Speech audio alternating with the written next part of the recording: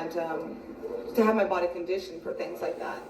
And but when I went there, oh my gosh, I mean, one of my trainers was Medusa, and well, one of my experiences that I had was when I first went there the first week.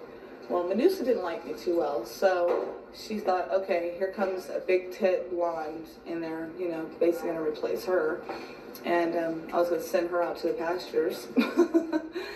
So she decided, okay, well, since she was training, that she was going to have me run ropes all day long for 8 hours straight. And after that, by the time I got home, I was black and blue from here all the way down to my knees. And just black and blue. And it was crazy. And that following week, I had to go onto TV, and I actually pulled a lat muscle that I still have injured today because of that.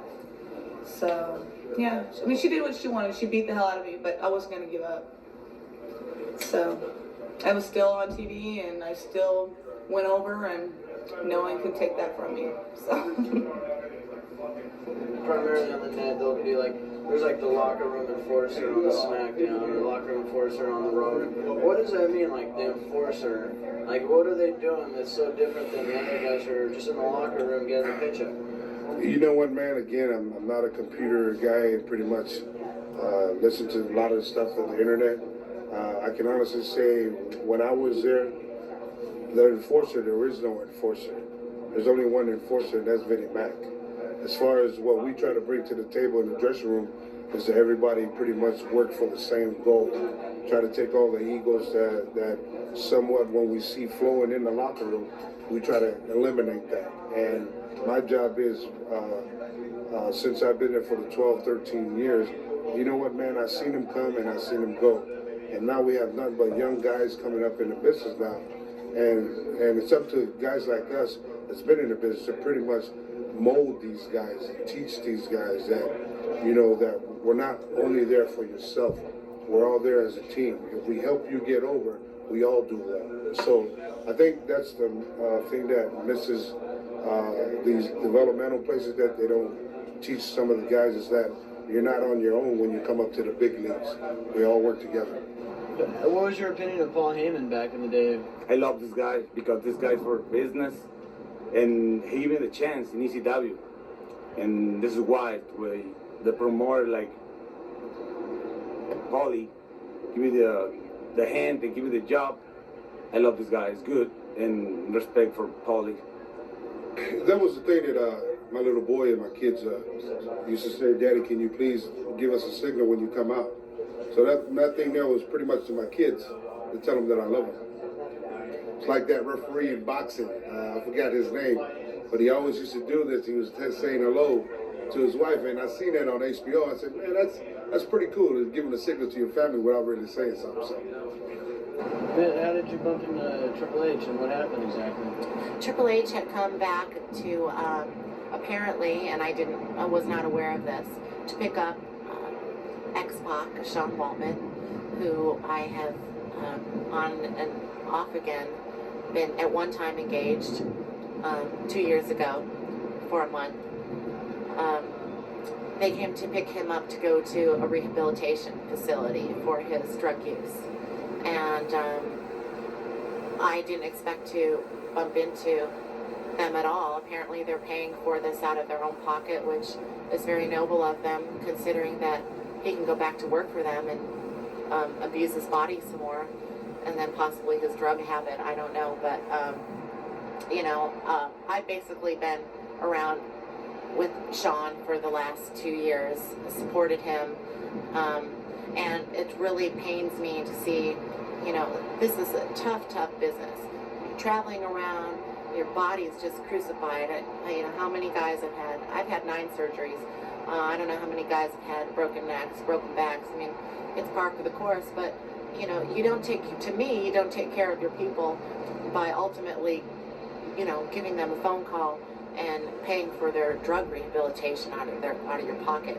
To me, that is like quite disgusting. You said that somebody now is paying for his drug rehab. Who exactly is paying for his drug rehab? I was told that Triple H and Vince McMahon are splitting a $30,000 drug rehabilitation for him. Aside from that, I don't know, because I have briefly spoken to Sean since he has gone into treatment. And, you know, he should be back in the wrestling ring. He should be, he's an incredible wrestler. Before I even knew him, I thought that he was one of my favorites. Incredible talent. Been doing this for most of his life since he was 15 years old.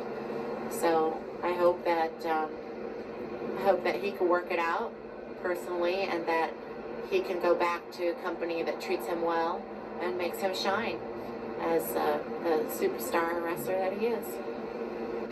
Paul Heyman thought I was gonna do a job for him because I was hurt, which I wasn't gonna do. He jumped on top of me 1-2. I kicked out. He said, "Oh fuck, Jack, come on, let me win at least once." I said, "You tripping?" Went back to the ring.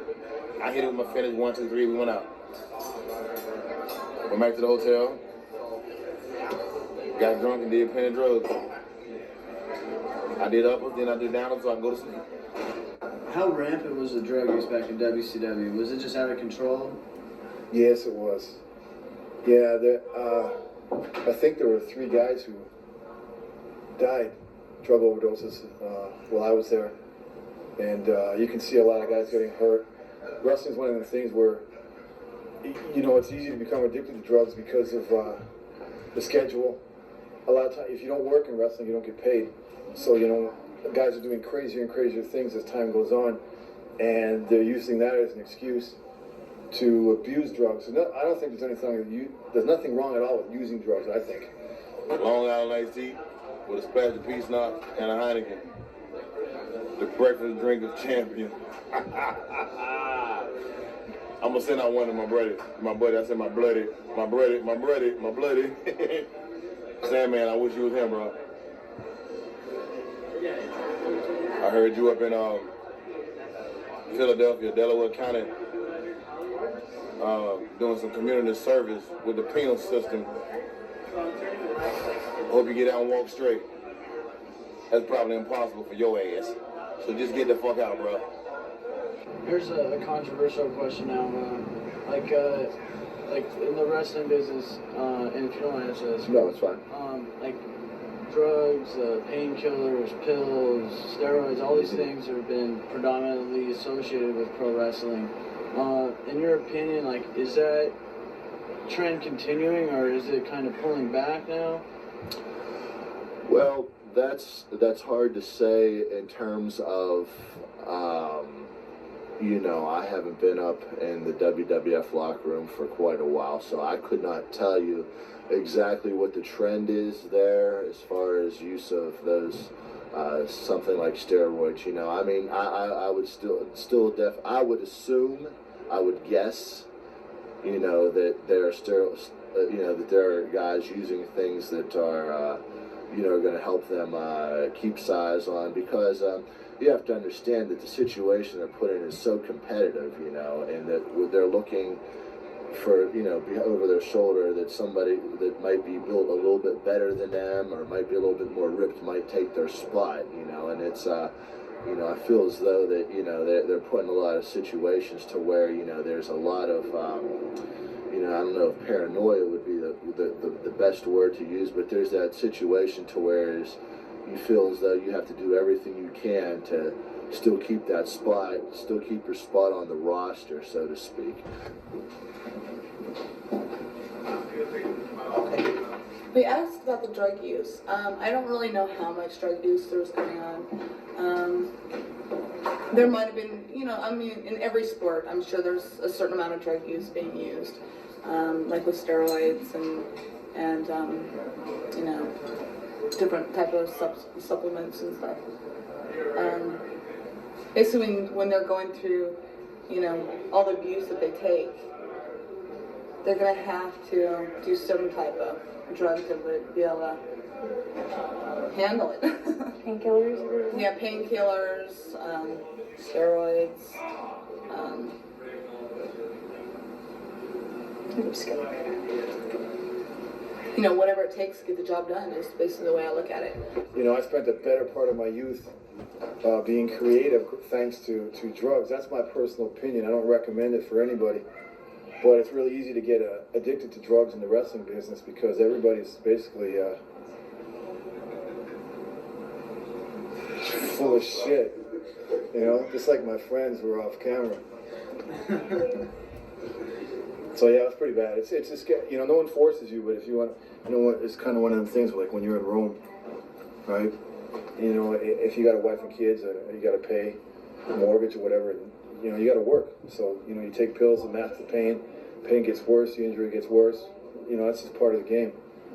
Can you list off the drugs that were backstage in WCW? Was it just painkillers or was it much more crazy? You know, you're going to start fucking around with that crutch. Painkillers. You know, I'm sure there was more. You know, I didn't actually see anybody do drugs, but, you know, there were a lot of people. Like, you see the mystery crutch coming through the back door? That's a drug abuser. Pain pills are the big one. Pain pills and sleeping pills. As far as painkillers go, you know, I could not condemn that one way or another because, you know, who's to say in 5 years from now, 10 years from now, if I've had enough injuries that I wouldn't need something to kind of help me from not waking up in utter pain, you know, whether my knees or my back, you know, and those types of things, you know. But, you know, there are people, you know, that you run into that they need that stuff to, you know, maintain a normal existence and not live in pain. So who am I to say? It's just one of those things to, unfortunately, you know, the business of pro wrestling is dangerous. Things do happen. It takes a toll on your body. Let me ask you this, what do you think of the pro wrestlers out there that, you know, a lot of them use drugs, but they don't admit it, they don't speak on it openly. Why don't they speak on it openly, and what are they afraid of? Well, Mike, this is a business where if you step on the wrong toes, or step on the shoe that's got the wrong toes in it,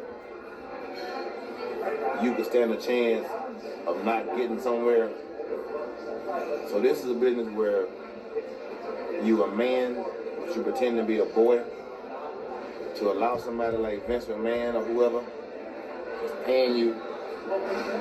You can't say nothing against them or their company because that's the policy. It's almost like being a cop.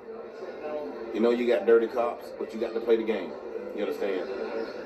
So this is a business where you got to play the game. Unlike myself. Like with the Eddie Guerrero special that came out just a few months ago, it showed like how predominant in some cases for some wrestlers, drugs are very a necessity in some cases, or pain pills, stuff like that. How does that affect the business, and how is it affecting wrestlers? Is it kind of that thing?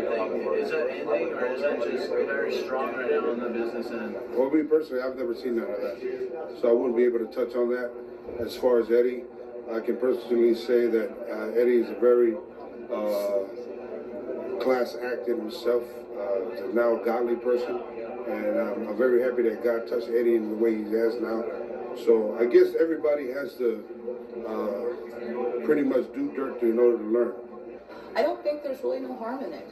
You know, I'm not saying about doing coke and speed and all that type of stuff, you know, that's not so good. But, I mean, if someone has to do steroids, you know, because maybe they have back problems or, you know, whatever the case may be, you know, if it gets their job done and it, you know, that's my biggest thing, you know.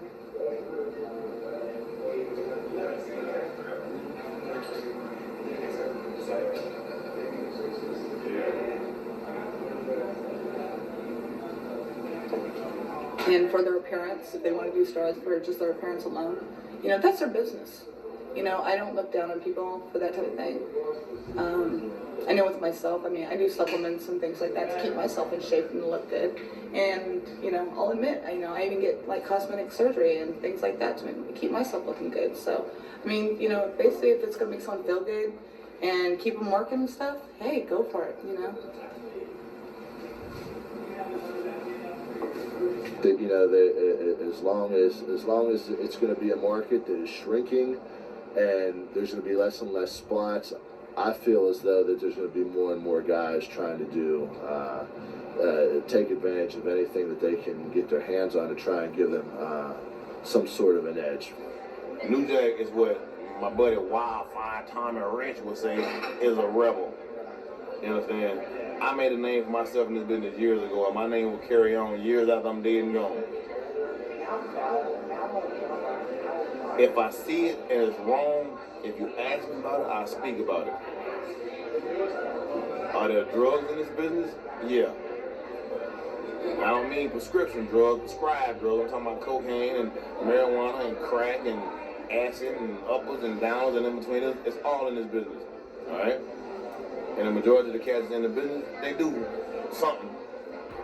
They just won't admit it.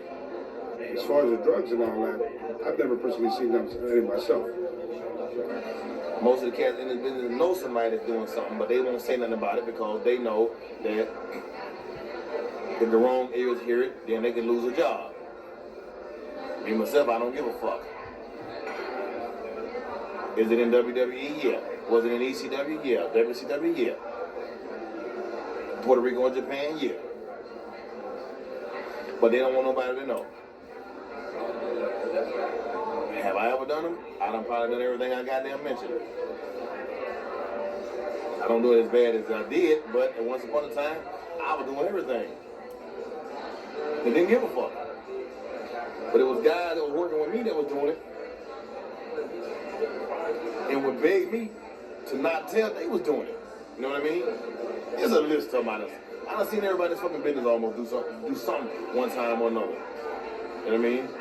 Kind of controversial in the wrestling industry, like the drug use or the pill popping, stuff like that. Like, to what extreme has it gone to? Is it getting more under control, or is it getting more and more out of hand? I don't know. No comment. Where's this going? Where's this? The whole drug situation is out of control. It's gonna always be out of control. You understand? It ain't nothing you can do to stop these motherfuckers. They gotta stop themselves. And most of them stop themselves by dying. When they drop dead, then they gotta worry about it no more. I done lost a lot of cats in this business. And I'll continue to lose them. You know what I'm saying? Because drugs are just a part of the entertainment business, period. That's the best I can tell you on that, Mike.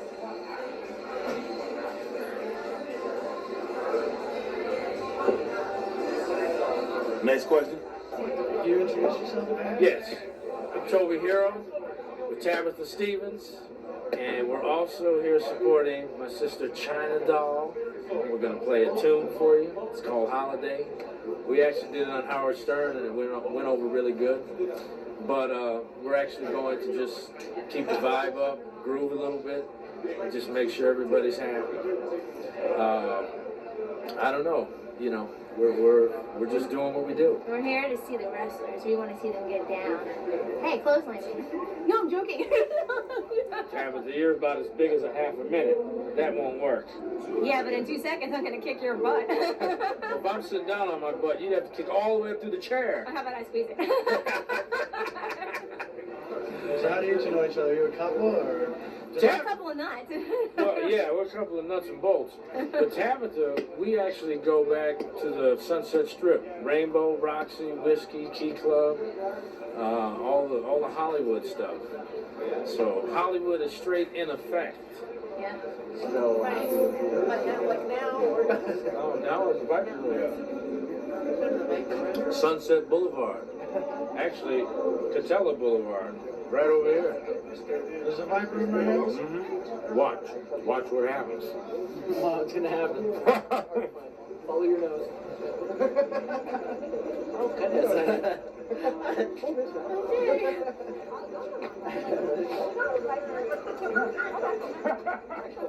Come on, Viper Room.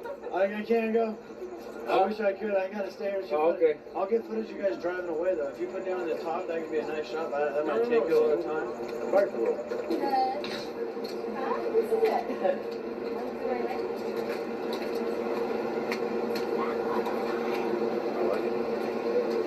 So, welcome to the world famous. Girl, come on over. Come on, don't be shy, don't be shy, don't be shy. Just come on up. Step on up. Okay, what do we do here? What you want? What you want? What you want? You want a little Jack? You want a little 7-Up? You want a little Moet? Oh, that's for later. Oh, not like I don't work here or anything. Should we absolutely salute? Well, come on with it. We can trash this whole thing a little bit. We can trash it. I mean, feel good. I don't know what you're saying, but I can tell you this. I am the cocktail waitress. Qu'est-ce que c'est? Okay, qu'est-ce que c'est? Okay. Did we get any, Hey. did we get any plastic cups? Dilly. I got plastic. Is this like a tailgate party? Yeah, old school. You got plastic Old cups? school's the only school. Oh, you have any cups or what? I'll run and get some. Okay. Okay. 1, 2, 3, 4, 6, 12. I think What's We your have a favorite? special celebration. Oh, a celebration of the music. I love that. The music. The music. As I'm on the phone, like, I said music. I got the manager right here. There's a manager right here. He's going to work us now. Hello. We'll drink to them. Beep, beep. But then you gotta make love to the bottle. That's my job. Wait, what position was I doing? Can I ask you about that one tape, the sex tape supposedly? Oh, sure. Like, tell me, like, what exactly was it? What gave you the idea to make the sex tape, and did you actually really make that? We actually did. We thought it would be a good idea because we were very much in love, and it was kind of silly and fun and intimate, but I mean neat at the same time. So what a personal issue kind of became. We were like, this is great. So we could take this and share it. It was kind of funny because sometimes your personal life is so out there anyway that we decided to go for it and let people see it. So, like, whose idea was it? Sean Waltman's idea, or your It was idea? actually my idea. And Sean was cool with it? Very cool with it. Like, is he still cool with it? I would imagine so. What, are you guys still dating, or is No. it? No, so that's pretty much a thing in the past now? That's a thing in the past. So it's hard that way, but because, you know, it was all out of love and it wasn't like a gimmicky thing, I'm more than okay with it. We're having a tailgate celebration. I can work on it just a little bit like this.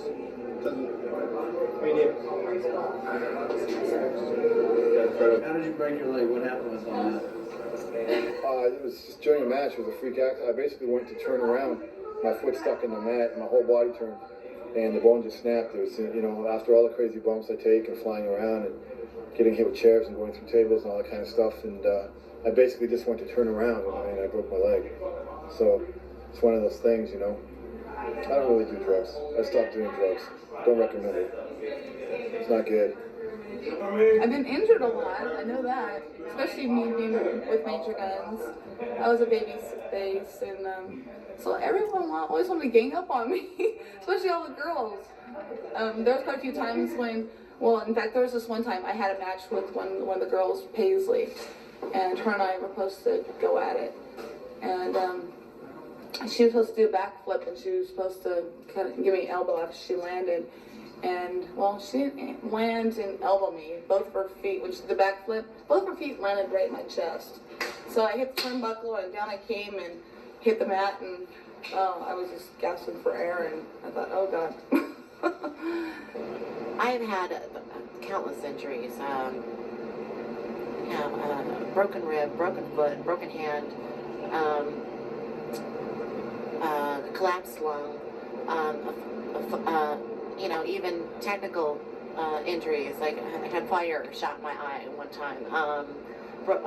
Like I said, it didn't make me look different towards wrestling, the industry. For me, the more serious that my injuries got, the more it was a true physical injury. So it meant something different to me. But no, I mean, like I said, I think the thing that has disturbed me the most is the care, the injuries, and what guys, the types of injuries now maybe that the guys are getting that don't need to be there, you know, for their own, for acknowledgement or for a spot or something. But as far as getting physical injuries, you'll never meet any group of people who are tougher, who can take it. You know, when you're an athlete, you always have injuries. Relax, we get. I know. Yeah, he's sprinting pretty good. Okay. You need someone to tape you up, right? Yeah. I'll tape you up. I'll tape you up real good. Go ahead and just relax and keep it up a little bit for a while. Okay? Put your shoe back on. How about this? Come on, man. Swat, I come to you. It's not my fault. I'll figure it out later. Like I said, just relax it. You'll be okay. Just, if you have any more problems, let me know. All right. So I need you to take me up right. I will take you up. Literally, I will come back. I'm ready when you're ready. Oh, whenever you're up. I'm gonna get dressed. What happened to your ankle? This was when an old injury that I've been working on. You know, I sprained it in South Africa probably about 2 months ago, and it's just one of those things that, one of those injuries, if you don't lay off of it, that it keeps on coming back. And in our case, you get hurt and you're still working. You know, you never really want to take time off when you're figured in. The good thing about it now is they have trainers now. You know, when you're hurt, they're able to be there to help you out and have people to massage you and so forth. Those are like the people that I like to see every night before I go out there. Yeah, exactly. Good talking about your experience for every season. If you would listen to right now, all if you look at it one more right now, fantasy football, what's tough for you right now, why you gotta do it? You listen to the other, you know, if you just continue to find I like that. I like it.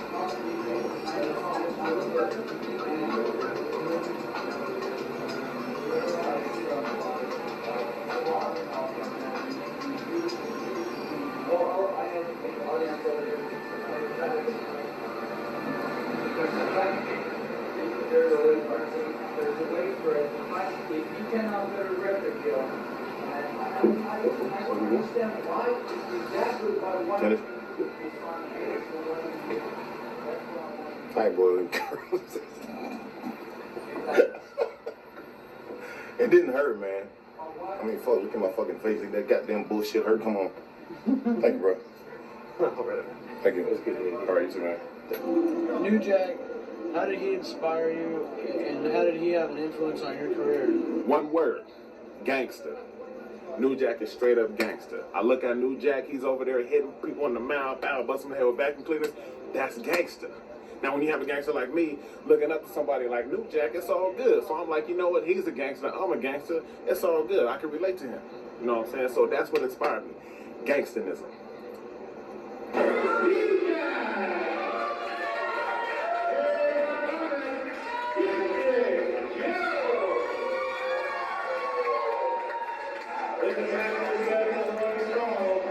Welcome back to Guardian of Chaos, the YouTube channel, here for Chaos Corner. In the vault of Chaos Chronicles, drop an elbow on that like button. One man, unique, unedited, unscripted, raw dog for you, the fans. Shout out to my mods, my brother from another mother, Austin Nance, and the OTS Tribal Queen. Leave a comment in the premiere chat. Follow me over on Twitter, aka X, at Big Daddy GOC. And the GOC stands for the Guardian of Chaos. Navigate the playlists. There's over 5,000 videos on this channel. Much love and respect. Thanks for being here. And watch New Jack and Gypsy Joe in this legendary footage. No copyrights, YouTube. I'm doing the right thing. Get your foot off my throat. Sit back and enjoy. This gets pretty ugly. I had a chance to be in the dressing room on more than one occasion with New Jack. He was always cool as fuck, believe it or not. We did a couple of shots, treated me well. We never did share the ring together, though. Say what you want about Jack. He was true to himself. I'll give him credit for that.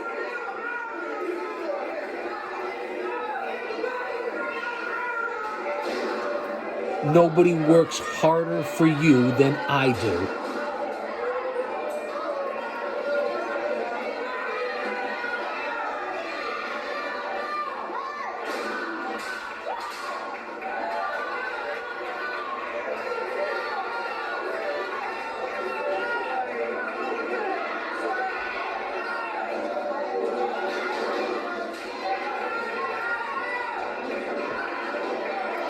Independent pro wrestling, the backbone of this fucking business, of this industry.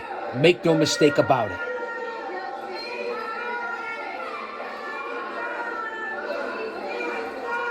Gypsy Joe was like in his 70s for this match. He was a legend at one time, though, and this gets out of hand.